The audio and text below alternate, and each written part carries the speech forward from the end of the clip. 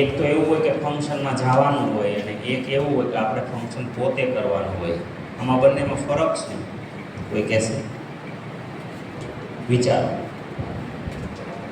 એક તમારે કોઈના લગ્નમાં જવાનું છે અને એક તો તમારા ઘરે લગ્ન છે. આમાં બંનેમાં ફરક છે.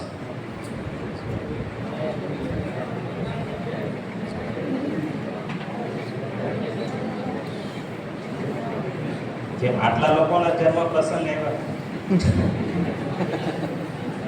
તમારા પોતાને નહીં આવ્યો હોય તો બધાને હાથ ઉપર કરવા જોઈએ કે સાંભળ્યું જ નથી. અવાજ આવે પાછળ મારો? ચોખ્ખો આવે છે? ધીરુબાપા તમને સમજાય છે? તમને સમજાય તો બધાને સમજાય. તમે એવું કહેતા હતા. અચ્છા દાદા, તમે એવું કહેતા હતા કે તમે બોલો ને એટલું જ સમજાય છે. હા, એવું કહેતા. ચાલો માઇક બદલાવું, નહીં તો જો આમાં ન મજા આવતી હોય, ઈકો બીકો લાગતો હોય તો માઇક ચેન્જ કરે. થોડો એંગલ બદલવો હોય તો થોડું આમાં એક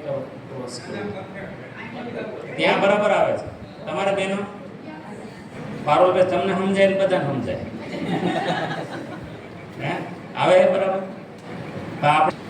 તમારો અધિકાર છે. ઓકે? ચાલો. જોકે મારા શબ્દો એવા તો બહુ નહીં હોય કે ન સમજાય, પણ ઘણી વાર ગાડી ગરમ થઈ ગઈ હોય તો નક્કી ન હોય છે.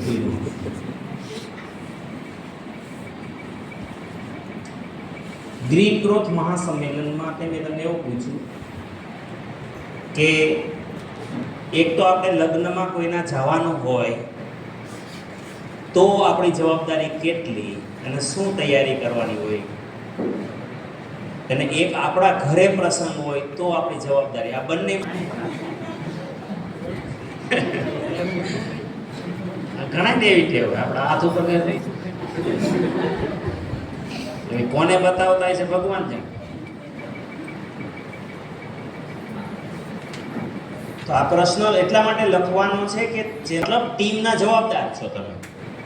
આ વાતો તમારે ટીમને પહોંચાડવાની છે. તમારી ટીમ ગ્રીન ગ્રોથ મહાસંમેલનને પોતાનું શું કામે માનશે? ચાલો ભાઈ, દિનેશભાઈ શું કામે રાત દિવસ લાગેલા છે? રાત દિવસ તળિયા સુધી પહોંચે છે. મારે તો ટીમમાં એટલા બધા લોકો છે. મારે તો ટીમમાં એટલા બધા લોકો છે કે ટેકનિકલ લગભગ કેટલા છે ભાઈ? 60-70 તો ટેકનિકલ હશે.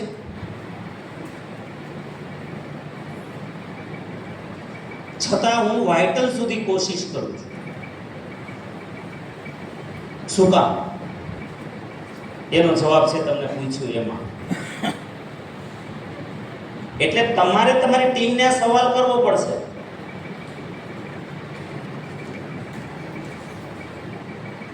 માનતા હોય તો તમારું મારા શબ્દોમાં એ શોધવાનું હોય કે ખરેખર આ પોઈન્ટ મારી ટીમને જાગૃત કરે તો મારે એને નોટ કરવો જોઈએ. ચાલો, હવે કોણ જવાબ આપશે? કે બીજાના પ્રસંગમાં જવાનું હોય અને મારા પોતાનો પ્રસંગ હોય તો બંનેમાં અંતર શું? કઈ કઈ વાતમાં અંતર આવે? હા, બોલો બોલો સર. આમાં જવાનું હોય ત્યારે તમે શું કીધું? માત્ર ટાઈમ પર જવાનું. ટાઈમે જવાનું, આપણી જે કંઈ રિસ્પોન્સિબિલિટી હોય વ્યવહાર કરવાની એ વ્યવહાર કરવાનો.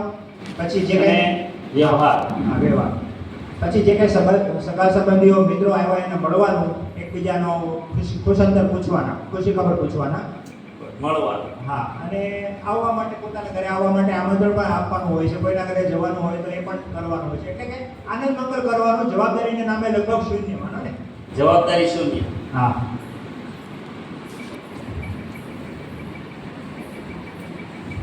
ઓકે. હવે જ્યારે આપણે પ્રસંગ પોતાનો આપણો હોય તો અચ્છા બોલું સાહેબ. હવે જ્યારે પોતાનો પ્રસંગ હોય, પોતાના ઘરે પ્રસંગ હોય તો એના ઘણા લાંબા સમય પહેલા એનું આયોજન કરવાનું, તારીખો લેવાની, મુહૂર્ત લેવું પડે તો મુહૂર્ત લેવાનું હોય છે.